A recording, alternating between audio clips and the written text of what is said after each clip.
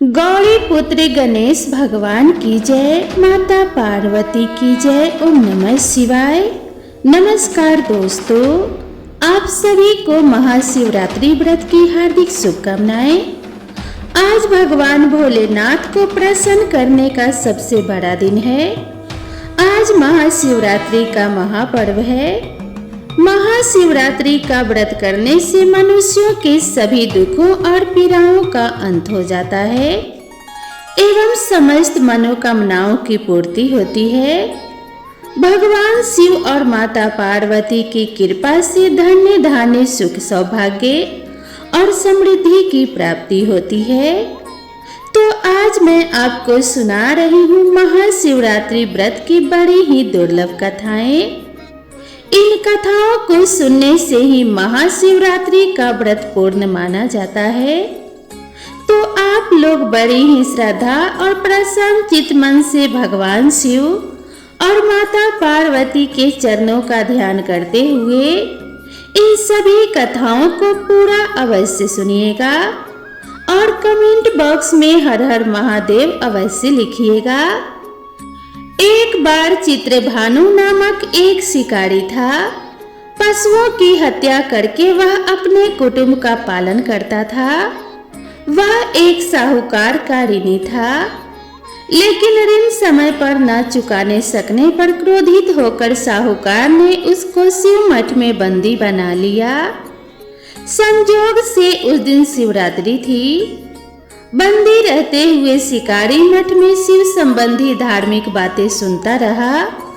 वहीं उसने शिवरात्रि व्रत की कथा भी सुनी।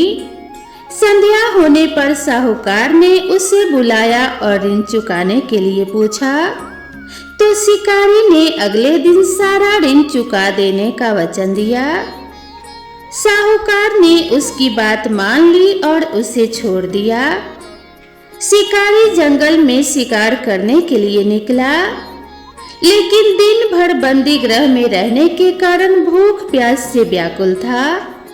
सूर्यास्त होने पर वह एक जलाशय के समीप गया और वहां एक घाट के किनारे एक पेड़ पर पीने के लिए थोड़ा सा जल लेकर चढ़ गया, क्योंकि उसे पूरी उम्मीद थी कि कोई ना कोई जानवर अपनी प्यास बुझाने के लिए यहाँ जरूर आएगा।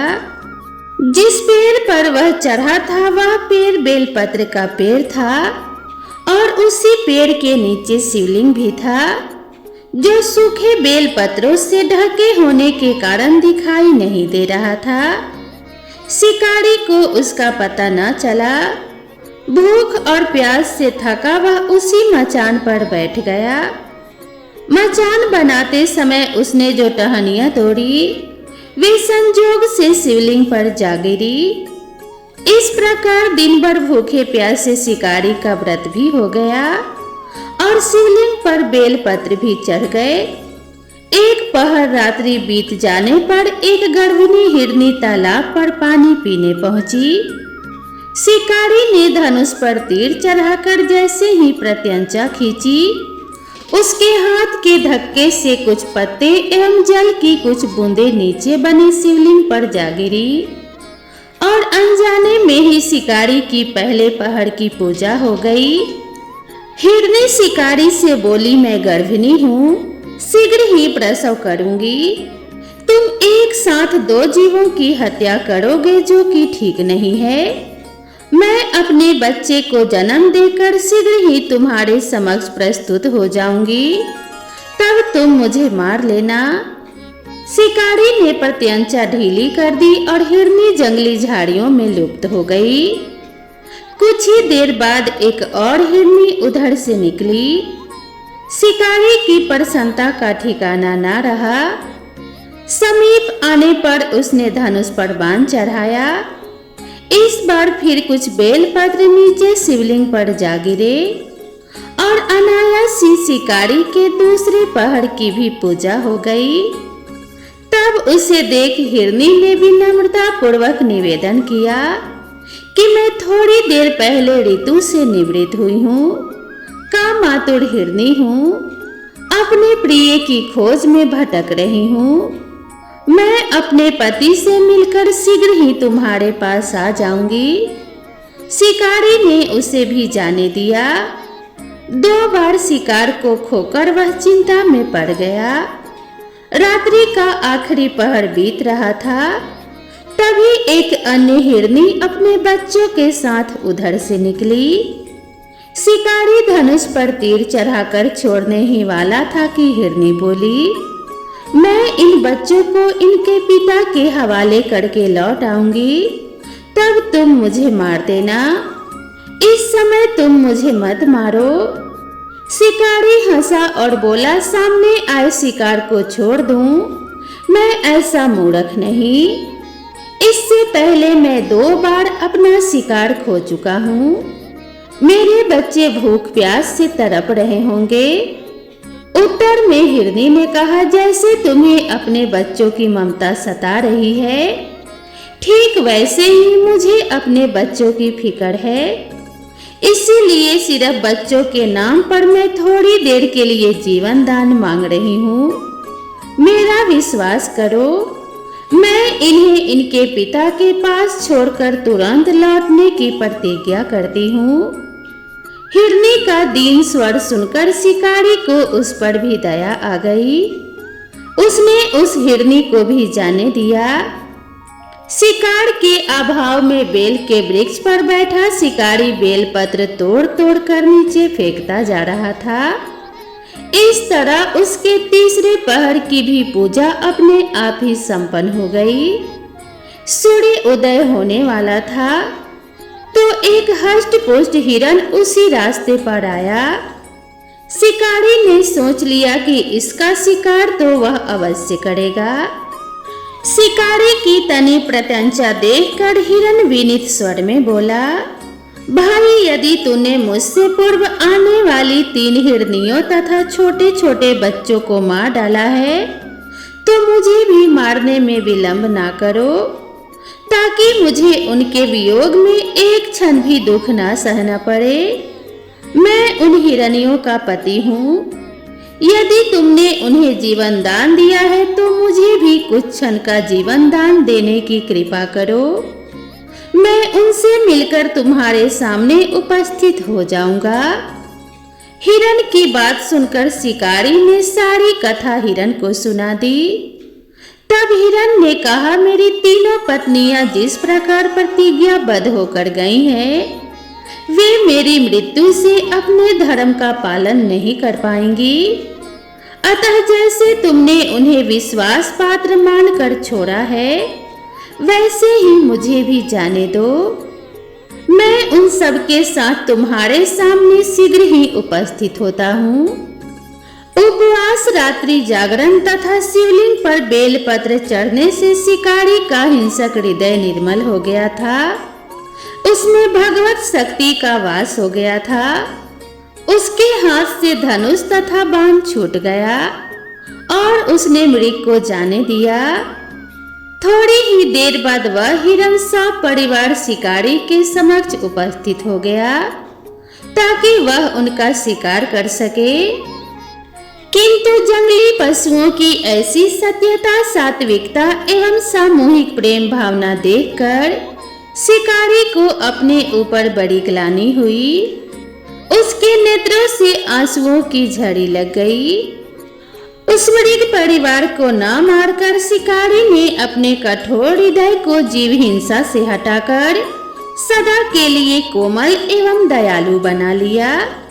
देवलोक से समस्त देव समाज भी इस घटना को देख रहे थे। उसके ऐसा करने पर भगवान शंकर ने प्रसन्न होकर तत्काल उसे अपने दिव्य स्वरूप का दर्शन करवाया तथा उसे सुख समृद्धि का वरदान देकर गुहा नाम प्रदान किया। यही वह गुहा था जिसके साथ भगवान श्री राम ने मित्रता की थी। तो प्रेम से बोलिए श्री शंकर पार्वती भगवान की जय। आइए अब मनोकामनाओं की पूर्ति करने वाली दूसरी कथा को सुनते हैं। इस कथा को सुनने से समस्त इच्छाएं पूर्ण होती है तथा मोक्ष की प्राप्ति होती है।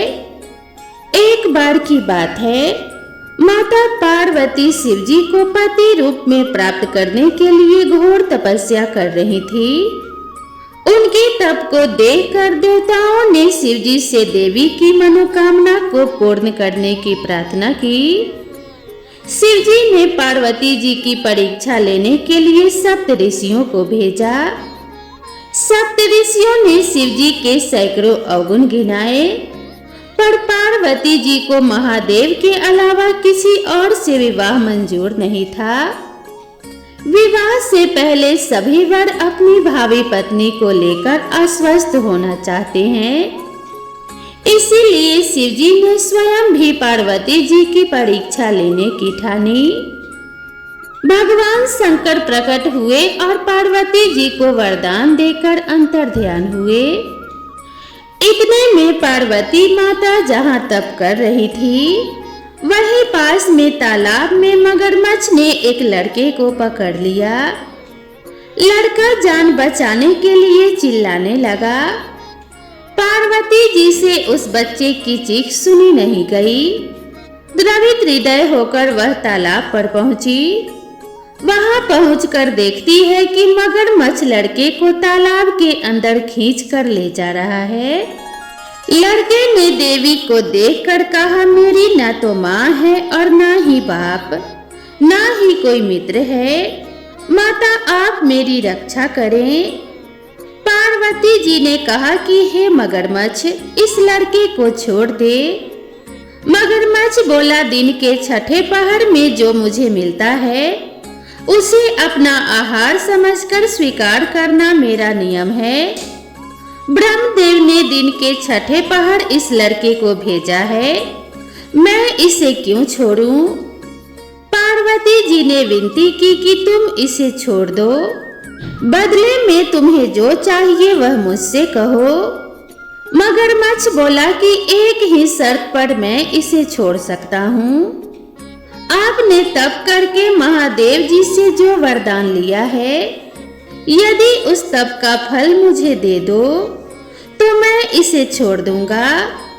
पार्वती जी तुरंत तैयार हो गई। उन्होंने कहा, मैं अपने तप का फल तुम्हें देने को तैयार हूँ, लेकिन तुम इस बालक को छोड़ दो। मगरमच्छ ने समझाया, सोच लो देवी, जोश में आकर संकल्प मत करो। हजारों वर्षों तक जैसा तप आपने किया है वैसा देवताओं के लिए भी संभव नहीं है। उसका सारा फल इस बालक के प्राणों के बदले में चला जाएगा। पार्वती जी ने कहा कि मेरा निश्चय पक्का है, मैं तुम्हें अपने तप का फल देती हूँ, तुम इसको जीवन दान दे दो। मगरमच्छ ने पार्वती जी से तप दान करने का संकल्प करवाया। तप का दान होते ही मगरमच्छ का देह तेज से चमकने लगा। मगरमच्छ बोला कि हे पार्वती, देखो तप के प्रभाव से मैं तेजस्वी बन गया हूँ। तुमने जीवन भर की पूंजी एक बच्चे के लिए व्यर्थ कर दी। चाहो तो अपनी भूल सुधारने का एक मौका और दे सकता हूँ। पार्वती जी ने कहा कि हे मगरमच्छ, तब तो मैं पुनः कर सकती हूँ, किंतु यदि तुम इस लड़के को निगल जाते तो इसका जीवन वापस नहीं मिल सकता था। देखते ही देखते वह लड़का अदृश्य हो गया, मगरमच्छ भी लुप्त हो गया। पार्वती जी ने विचार किया कि मैंने तप तो दान कर दिया है, अब पुनः तप आरंभ करूंगी। पार्वती जी ने फिर से तप करने का संकल्प किया। भगवान सदाशिव फिर से प्रकट होकर बोले कि हे पार्वती, भला अब क्यों तप कर रही हो? पार्वती जी ने कहा, प्रभु मैंने अपने तप का फल दान कर दिया है। आपको पति रूप में पाने के संकल्प के लिए मैं फिर से वैसा ही घोर तप करके आपको प्रसन्न करूंगी। महादेव जी बोले, मगरमच्छ और लड़के दोनों रूप में मैं ही था। तुम्हारा चित्त प्राणी मात्र में अपने सुख दुख का अनुभव करता है या नहीं, इसी की परीक्षा लेने के लिए मैंने यह लीला रची थी। अनेक रूपों में दिखने वाला मैं एक ही हूँ। मैं अनेक शरीरों में शरीरों से अलग निर्विकार हूँ। तुमने अपना तप मुझे ही दिया है, इसीलिए अब और तप करने की कोई जरूरत नहीं है। देवी ने महादेव को प्रणाम कर प्रसन्न मन से विदा किया तो प्रेम से बोलिए शंकर पार्वती भगवान की जय, उमापति महादेव जी की जय। अब आइए मनोकामनाओं को पूरी करने वाली दूसरी कथा को भी सुनते हैं। एक शिव मंदिर में एक बड़ा सा पेड़ था। उसी पेड़ पर एक गौरैया का जोड़ा रहा करता था। वह गौरैया का जोड़ा बड़ा ही शिव भक्त था। जब भी मंदिर में आरती व पूजन होता तो वह गौरैया का जोड़ा भी मंदिर में जाकर भगवान शिव और माता पार्वती की भक्ति में लीन हो जाता था तथा दिन भर इसी मंदिर में रहता था। इस मंदिर में से वे अपने एवं अपने बच्चों के लिए दाना पानी का इंतजाम करते थे। शिव मंदिर के समीप में एक बूढ़ी माता का घर था। उनकी कोई संतान नहीं थी। वह अपने घर में अकेली रहती थी। बूढ़ी माँ को पक्षियों से बहुत प्रेम था। वह अपनी छत पर प्रतिदिन पक्षियों के लिए दाना और पानी रखा करती थी। मंदिर में रहने वाला गौरैया का जोड़ा भी उनकी छत पर आकर दाना पानी खाया करता था। इसी तरह कई दिन व्यतीत होते गए। कुछ दिनों बाद वह बूढ़ी माता बीमार पड़ जाती है और अपने घर की छत पर दाना पानी डालने में असमर्थ हो जाती है। वह गौरैया का जोड़ा जब छत पर आता तो दाना पानी न पाकर चिंतित हो जाता। बूढ़ी माता की देखभाल करने वाला कोई भी नहीं था। उनका स्वास्थ्य दिन प्रतिदिन बिगड़ता चला गया और एक दिन उनकी मृत्यु हो जाती है। गौरैया का जोड़ा प्रतिदिन छत पर आता लेकिन दाना पानी न देखकर गौरैया का जोड़ा बूढ़ी माता को पूरे गांव में ढूंढता है, किंतु उनकी बूढ़ी माता कहीं भी नहीं मिलती है। तब माता गौरैया अपने पति से कहती है कि हमें बूढ़ी माता के घर के अंदर चलकर देखना चाहिए कि आखिर बूढ़ी माता कहाँ गई। जब गौरैया का जोड़ा घर के अंदर जाता है तो बूढ़ी माता वहां पर लेटी होती है, लेकिन उनके शरीर में कोई भी हलचल नहीं होती है। नर गौरैया अपनी पत्नी से कहता है, बूढ़ी माता अब इस दुनिया में नहीं रही। यह देखकर गौरैया का जोड़ा बहुत दुखी हो जाता है। फिर वह दोनों वहां से चले जाते हैं और शाम के समय जब शिव मंदिर में आरती होती है तो वह दोनों वहां जाकर भगवान शिव की आराधना करते हैं। वे दोनों दाना पानी कुछ भी ग्रहण नहीं करते हैं और भगवान शिव की तपस्या में लीन हो जाते हैं। इस तरह तपस्या करते करते कई महीने बीत जाते हैं। उनकी भक्ति और आराधना से भगवान शिव अत्यंत प्रसन्न हो जाते हैं और गौरैया के जोड़े को दर्शन देते हैं और शिव जी कहते हैं कि तुम दोनों ने पक्षी की योनि में होकर भी मेरा बहुत बड़ा तप किया है। मैं तुम्हारी भक्ति से अत्यंत प्रसन्न हूँ। मैं तुम्हें वचन देता हूँ कि तुम दोनों मुझसे जो भी मांगोगे मैं तुम्हें अवश्य दूंगा। इस पर गौरैया का जोड़ा भगवान भोलेनाथ से कहता है कि हे प्रभु, इस मंदिर के पास जो बूढ़ी माता रहती हैं, उन्हें आप फिर से जीवित कर दीजिए। भगवान शिव कहते हैं कि यह तो प्रकृति के नियम के खिलाफ है, यह कैसे हो सकता है। तब गौरैया का जोड़ा कहता है कि हे प्रभु, आपने हमें वचन दिया है कि हम लोग जो भी मांगेंगे आप हमें जरूर देंगे। इस पर भगवान शिव चिंता में पड़ जाते हैं और फिर कहते हैं कि मैं अपने वचन और तुम्हारे हठ के कारण विवश हो गया हूँ। और भगवान शिव बूढ़ी माता को फिर से जीवित कर देते हैं। बूढ़ी माता जब अपनी आंख खोलती है तो अपने सामने भगवान शिव को देखकर प्रसन्नता से भर जाती है और भगवान शिव से कहती है कि हे महादेव, आपके दर्शन करके मेरे जन्म जन्म के पाप नष्ट हो गए हैं। मैंने ऐसा कौन सा पुण्य किया था जो आपने मुझे दर्शन दिए और मुझे दोबारा जीवित कर दिया। तब भगवान शिव कहते हैं कि हे बूढ़ी माता, यह सब तुम्हारे स्वयं के कारण नहीं हुआ है।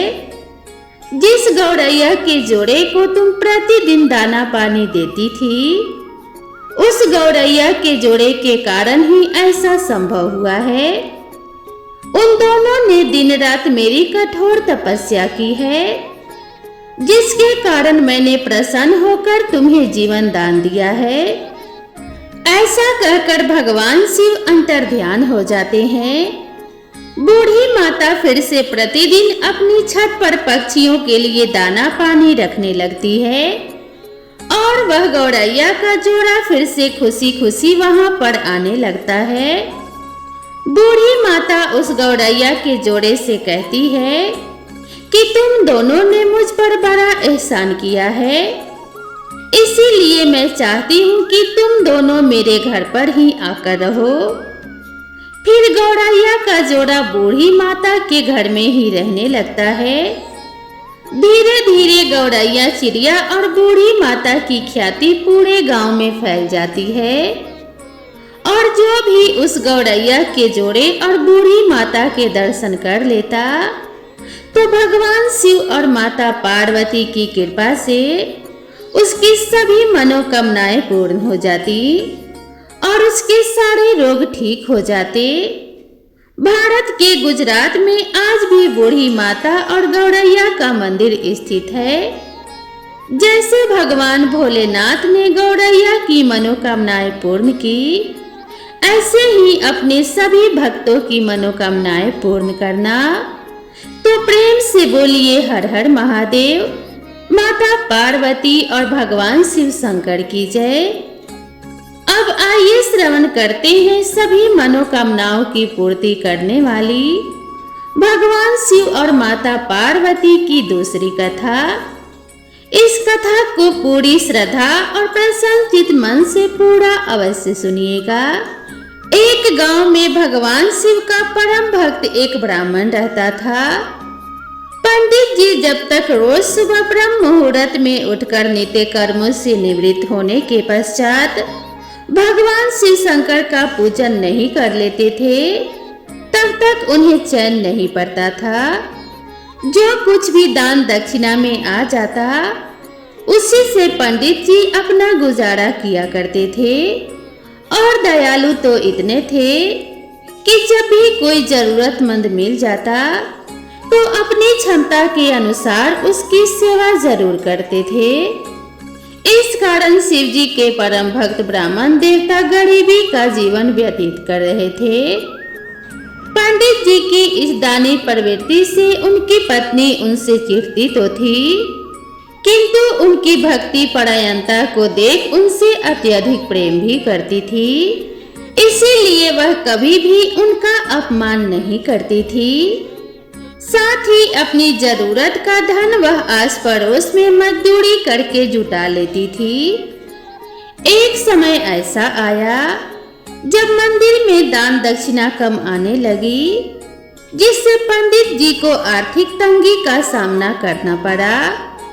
घर की मूल आवश्यकताओं की पूर्ति नहीं होने के कारण ब्राह्मणी दुखी रहने लगी। इसी तरह दिन बीतने लगे। एक दिन महाशिवरात्रि का दिन आया। उस दिन भी पंडित जी हमेशा की तरह ब्रह्म मुहूर्त में उठकर नित्य कर्मों से निवृत्त होने के लिए नदी की ओर चल दिए। संयोग से उस समय उस राह से पार्वती जी और शिव जी गुजर रहे थे। अचानक पार्वती जी की नजर उस ब्राह्मण पर पड़ी। आज आज पंडित जी महाशिवरात्रि को लेकर इतने उत्साहित नहीं थे जितने कि अक्सर हुआ करते थे। पार्वती जी को बात समझते देर नहीं लगी। उन्होंने शिव जी से कहा कि हे भगवान, यह ब्राह्मण देवता प्रतिदिन आपकी उपासना करते हैं, फिर भी आपको इसकी चिंता नहीं है। पार्वती जी की बात सुनकर शिव जी बोले कि हे देवी, अगर मैं अपने भक्तों की चिंता नहीं करूंगा तो कौन करेगा? पार्वती जी बोली कि हे देव, आपने अब तक इसकी सहायता क्यों नहीं की? तब शिव जी बोले कि हे देवी, आप निश्चिंत रहिए। अब तक उसने जितने बेलपत्र शिवलिंग पर चढ़ाए हैं, वही बेलपत्र आज रात में उसे धनपति बना देंगे। यह बातचीत करके पार्वती जी और शिव जी चल दिए। किंतु संयोग तो देखिए, उसी समय उस राह में एक व्यापारी गुजर रहा था। उसने छुपकर शिव जी और पार्वती जी का वार्तालाप सुन लिया। व्यापारी ने अपना दिमाग चलाया और ब्राह्मण के घर पहुंच गया। उसने ब्राह्मण से बोला, पंडित जी, आपने अब तक जितने भी बेलपत्र शिव पूजन में चढ़ाए हैं, वह सब मुझे दे दीजिए। बदले में मैं आपको 100 स्वर्ण मुद्राएं दूंगा।